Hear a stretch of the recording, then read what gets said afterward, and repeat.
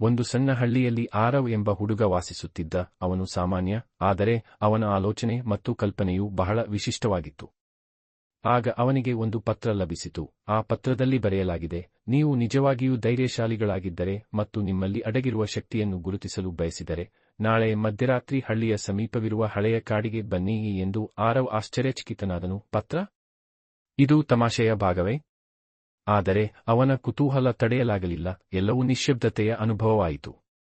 ಅವನ ಮಧ್ಯಭಾಗವನ್ನು ತಲುಪಿದ ಕೂಡಲೇ ಹೊಳೆಯುವ ಬೆಳಕು ಕಂಡಿತು.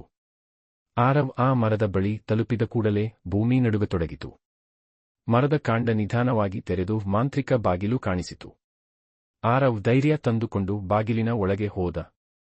ಒಳಗಿನ ದೃಶ್ಯವನ್ನು ನೋಡಿದಾಗ ಅವನ ಕಣ್ಣುಗಳು ತೆರೆದಿದ್ದವು. ಬಾಗಿಲು ತೆರೆಯಿತು. ಇನ್ನೊಂದು ಬದಿಯಲ್ಲಿ ಒಂದು ವಿಚಿತ್ರ ಪ್ರಪಂಚವಿತ್ತು. ಸುತ್ತಲೂ ಹೊಳೆಯುವ ಹೂವುಗಳು, ತೇಲುವ ಪರ್ವತಗಳು ಮತ್ತು ಗಾಳಿಯಲ್ಲಿ ತೂಗಾಡುವ ಹಾದಿಗಳು. ಪಕ್ಷಿಗಳು ಮನುಷ್ಯರಂತೆ ಮಾತನಾಡುತ್ತಿದ್ದವು. ಹೌದು, ಧೈರ್ಯಶಾಲಿ ಮಗು, ಆರವ್ ಆಶ್ಚರ್ಯದಿಂದ ಕೇಳಿದ, ಇದು ಯಾವ ಸ್ಥಳ? ಮತ್ತು ನಾನು ಯಾಕೆ ಇಲ್ಲಿದ್ದೇನೆ? ನಿನ್ನೊಳಗೆ ಏನೋ ವಿಶೇಷವಿದೆ ಎಂಬ ಕಾರಣಕ್ಕೆ ನಿನ್ನನ್ನು ಇಲ್ಲಿಗೆ ಕರೆಯಲಾಗಿದೆ. ಆದರೆ ನೀನು 3 ಸವಾಲುಗಳನ್ನು ಜಯಿಸಿದಾಗ ಮಾತ್ರ ಈ ವಿಶೇಷತೆ ಹೊರಬರುತ್ತದೆ. ಆಗಿದೆ. ನಿಮ್ಮ ದೊಡ್ಡ ಭಯವನ್ನು ನೀನು ಎದುರಿಸಬೇಕಾಗಿದೆ. ಆರವ್ ಆಳವಾದ ಉಸಿರನ್ನು ತೆಗೆದುಕೊಂಡು ಗುಹೆಯೊಳಗೆ ಹೆಜ್ಜೆ ಹಾಕಿದ. ಅವನು, ನೀನು ದುರ್ಬಲ. ನೀನು ಏನನ್ನೂ ಮಾಡಲು ಸಾಧ್ಯವಿಲ್ಲ. ಹಿಂತಿರುಗಿ ಹೋಗು. ಆರವ್ ಕಣ್ಣು ಮುಚ್ಚಿ ತನ್ನಷ್ಟಕ್ಕೆ ತಾನೇ ಹೇಳಿಕೊಂಡ, ಇವು ನನ್ನ ಭಯ ಅಷ್ಟೇ. ನಾನು ಅವರಿಗೆ ಭಯಪಡದಿದ್ದರೆ ಅವರು ಕಣ್ಮರೆಯಾಗುತ್ತಾರೆ. ಮತ್ತು ಅವನು ಇದನ್ನು ಯೋಚಿಸಿದ ತಕ್ಷಣ ನೆರಳುಗಳು ಮಾಯವಾದವು. ಗುಹೆಯಲ್ಲಿ ಬೆಳಕು ಹರಡಿತು ಮತ್ತು ಆರವ್ ಹೊರಹೋಗುವ ಮಾರ್ಗವನ್ನು ನೋಡಿದನು.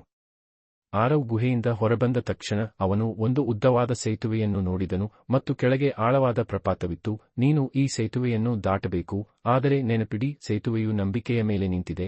ನಿಮ್ಮ ಮೇಲೆ ನಂಬಿಕೆ ಇಲ್ಲದಿದ್ದರೆ ಸೇತುವೆ ಒಡೆಯುತ್ತದೆ.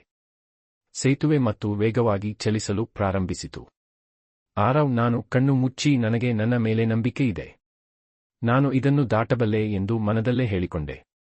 ನಿಧಾನವಾಗಿ ಸೇತುವೆ ಸ್ಥಿರವಾಯಿತು. ಆರವ್ ಸೇತುವೆಯನ್ನು ಶಾಂತವಾಗಿ ದಾಟಿದ. ಆಚೆ ಬದಿಗೆ ತಲುಪಿದಾಗ ಅದೇ ಹಕ್ಕಿ ಹೇಳಿತು, ನಿಮ್ಮ ನಂಬಿಕೆಯೇ ನಿಮ್ಮ ದೊಡ್ಡ ಶಕ್ತಿ. ಆರವ್ನನ್ನು ಈಗ ಸರೋವರದ ಬಳಿ ಕರೆದೊಯ್ಯಲಾಯಿತು. ನಿನ್ನ ಅಂತಿಮ ಸವಾಲು ಈ ಸರೋವರವನ್ನು ನೋಡು ಮತ್ತು ನಿನ್ನ ನಿಜವಾದ ರೂಪವನ್ನು ಕಂಡುಕೋ. ಗುರುತಿಸು. ಕೈಗಳಲ್ಲಿ ಶಕ್ತಿ ಕಾಣಿಸತೊಡಗಿತು. ಸರೋವರವು ಅವನಿಗೆ, ನೀನು ಅಂದುಕೊಂಡಿರುವೆ.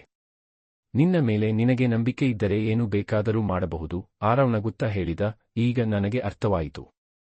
ನನ್ನ ನಿಜವಾದ ಶಕ್ತಿ ನನ್ನೊಳಗೆ ಇದೆ. ಸವಾಲುಗಳನ್ನು ಜಯಿಸಿದ ನಂತರ ಆರವ್ಗೆ ಸಿಕ್ಕದ ಕಾಡಿನ ನಿಜವಾದ ರಹಸ್ಯ ತಿಳಿಯಿತು. ಪಕ್ಷಿಯು ಹೇಳಿತು, ಈಗ ನೀನು ಈ ಕಾಡಿನ ರಕ್ಷಕನಾದೆ.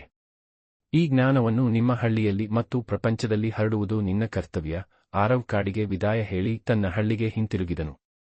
ಹಳ್ಳಿಯ ಮಕ್ಕಳು ಮತ್ತು ಅವರ ಕಥೆಯನ್ನು ಹಿರಿಯರಿಗೆ ಹೇಳಿದನು ಮತ್ತು ಪ್ರತಿಯೊಬ್ಬ ಮನುಷ್ಯನೊಳಗೆ ಒಂದು ವಿಶಿಷ್ಟವಾದ ಶಕ್ತಿ ಅಡಗಿದೆ ಎಂದು ಅವರಿಗೆ ಕಲಿಸಿದನು. ಹಳ್ಳಿಯ ಜನರು ಅದನ್ನು ಗುರುತಿಸಲು ಮತ್ತು ಹೆಚ್ಚಿಸಲು ಆರವ್ ಮತ್ತು ಅವರು ತಮ್ಮ ಜೀವನದಲ್ಲಿ ಸತ್ಯವನ್ನು ಅಳವಡಿಸಿಕೊಂಡರು. ನಂಬಿಕೆ ಮತ್ತು ಜ್ಞಾನೋದಯ ಅಳವಡಿಸಿಕೊಳ್ಳಲಾಗಿದೆ.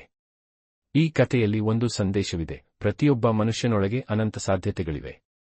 ನೀವು ಭಯ ಮತ್ತು ಅನುಮಾನಗಳನ್ನು ಬಿಟ್ಟು ನಿಮ್ಮನ್ನು ನಂಬಿದರೆ ನಂತರ ನೀವು ಅಸಾಧ್ಯವಾದುದನ್ನು ಸಾಧಿಸಬಹುದು.